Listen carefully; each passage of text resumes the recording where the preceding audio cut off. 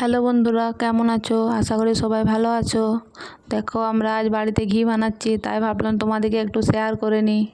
দুধের সরটাকে একটু একটু করে জমিয়ে রেখেছিলাম। তারপরে এই যে একটা বড় জায়গাতে ঢেলে নিলাম। ঢেলে নিয়ে হাতে করে অনেকক্ষণ ধরে নাড়াঘাটা করতে হবে। নাড়াঘাটা করা হয়ে গেলে ঠান্ডা জল হলে ভালো হয়। সেইটাতে এমন জল দিতে হবে যেন ননিটা উপরে ভাসে। একটুখানি জল দিয়ে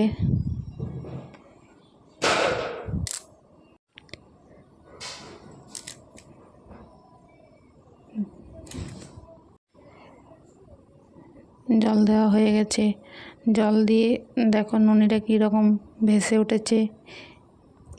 অনেকটা ননি হয়েছে, কেননা অনেকটা সৎ ছিল তো, তাই এটাকে আবার উপরে ছেঁকে তুলে নিয়ে একটা অন্য জায়গায় রেখে দিলাম। অন্য জায়গায় করার দরকার নেই, যেখানে কড়াইটিতেই আমার ঘি হবে ওই কড়াইটিতেই তুলে নিলাম। এই যে দেখো, তারপর গ্যাসে চাপিয়ে দিলাম, ফুটছে। দেখো কত সুন্দর বক ফুটছে, আস্তে আস্তে কালার চেঞ্জ হয়ে যাবে। এই তো প্রায় অর্ধেক হয়ে এসছে। এই দেখো রেডি।